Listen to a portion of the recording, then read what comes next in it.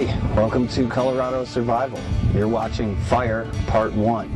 This is a multi-part video series about making fire in the wilderness and in emergency situations. And in Part 1, we're going to cover the very basics of fire making. Tinder, kindling, fuel, wood, the basics, the easy stuff. And that's because once you understand these things, you can move along to the more advanced techniques a lot more easily, build up your confidence in the backcountry, and I hope you enjoy it. I hope you learn something, and I hope it saves the day for you someday.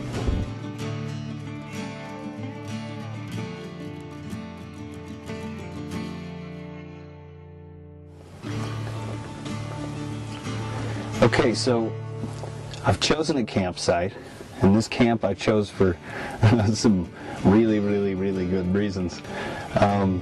This one had this rock sticking up here and this big rock wall on the right. I dug the fire area down to the dirt so that we wouldn't burn all of this whole place up, and built a little bit of a fire ring around this where I'm going to build my fire, so that I get that little added level of safety around the fire so that it doesn't catch the ground cover on fire. So when this fire is lit right here, some of this heat, you know, a lot of fires' heat goes straight up into the air. Some of it gets pushed out horizontally, you might say, out from the fire sideways. And in this case, whatever would be pushed out that way is going to bounce off this rock and come back this way. Same here. With this fire burning, if I'm sitting between this fire and this wall, the heat comes out from the fire in all directions, but let's look at this direction. Comes out from the fire and bounces off this wall and warms my back as well, while simultaneously bouncing off this wall here. Now this is what we call a reflector in general terms. You can build one out of logs, you can build a little wall out of logs to help reflect some heat. In this case, I had a nice big flat rock, and I'm going to go ahead and start putting the fire together.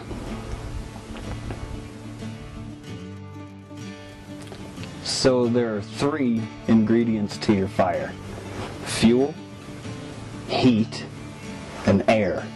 Now fuel is the wood, or the fuel that you burn.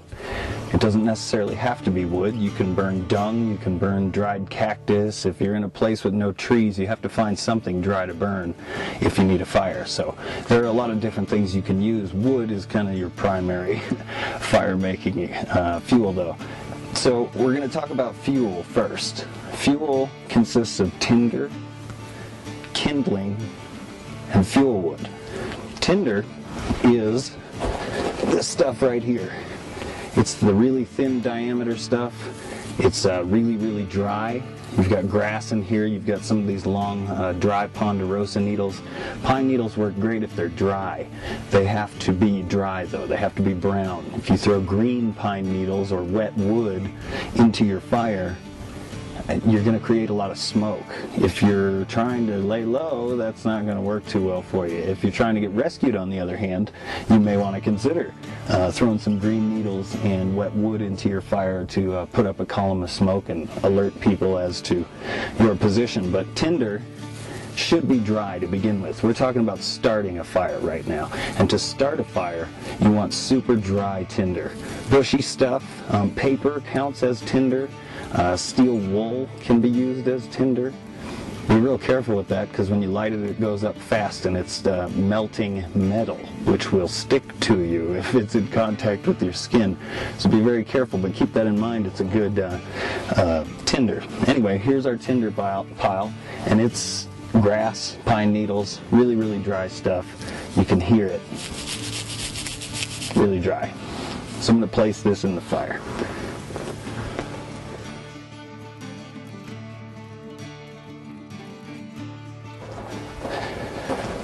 Okay, so I've got my fire set up. I've got the tinder in the fire area, and I've got the kindling placed over it. It's ready to be lit. Here's a word of reminder here.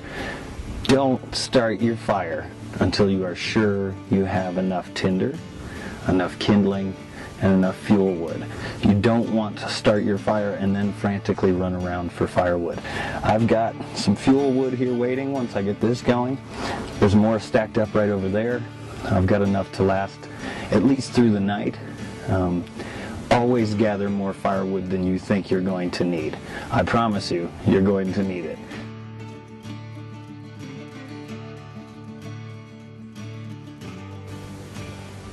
Okay, so one of these days we're going to get into what's in my pack, but I want to talk to you about how that relates to fire making.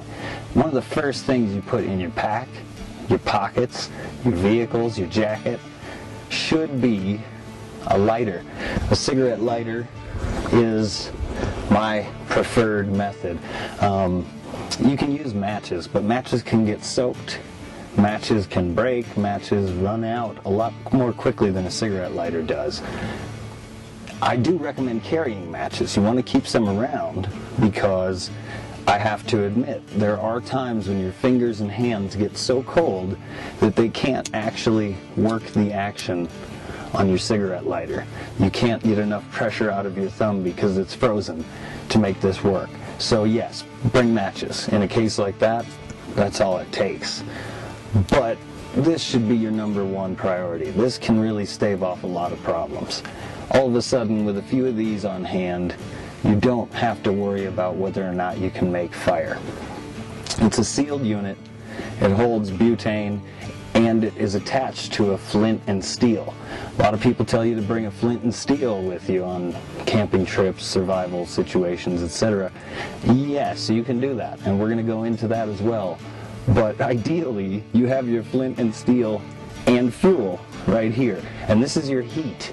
Your lighter in our equation, or our 3 ingredients to a fire, which are fuel, heat, and air. Your lighter is the heat, or your matches, or whatever you prefer to use. But start here. Fire at the flick of a button.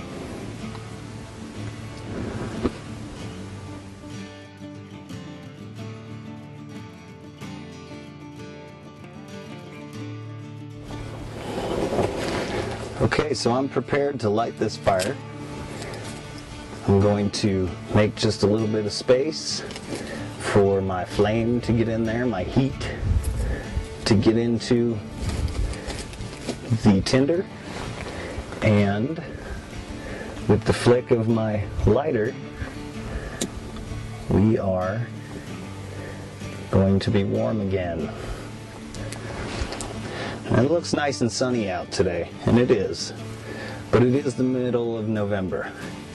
It's actually about 38 degrees today.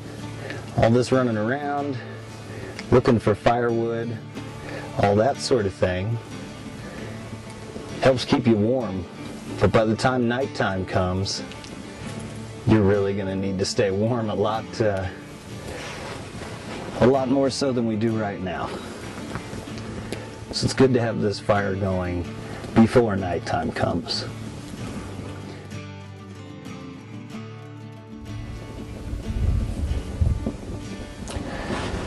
And there you have it.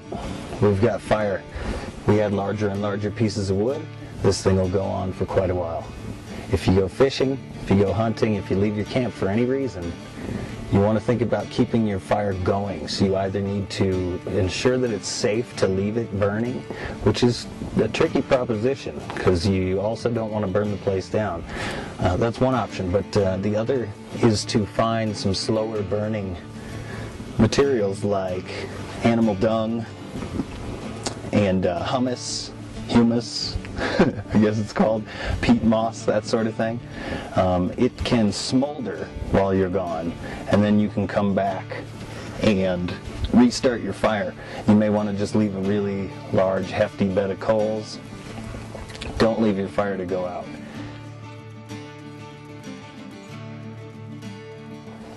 Okay, so I've let the fire die down to just some smoldering coals, and I'm zoomed in on it so that you can see the effect of air on a fire a little bit more effectively. Right now we've got a bunch of coals. It's still really hot, but there's no flame. I'm adding some really thin pieces of kindling It's super dry, right on top of these coals. Now, yes, this bed of coals has enough heat in it to turn the kindling that I just put in there into coals. It will light them, combust them slowly. But if you watch closely, and hopefully I've got the camera situated correctly, watch what happens when you add just a little bit of air. This is useful both when you're starting the fire, at the very beginning stages of fire making, or when you come back from your fishing, or your hunting, or your recon mission, or whatever you're doing, to restart your fire. So watch what happens.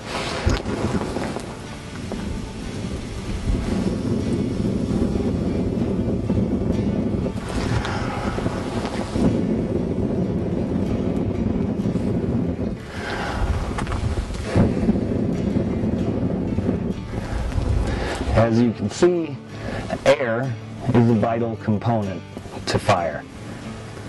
Without air, fire can't burn. It actually needs to consume oxygen during the process of combusting the fuel wood.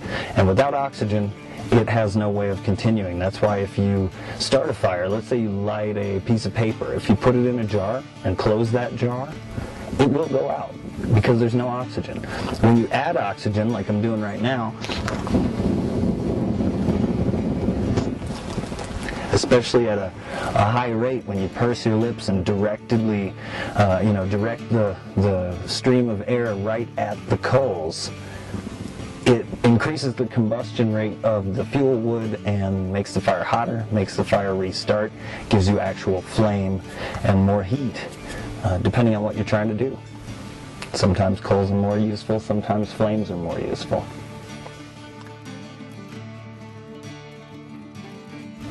In this episode, we've covered the very basics of fire making.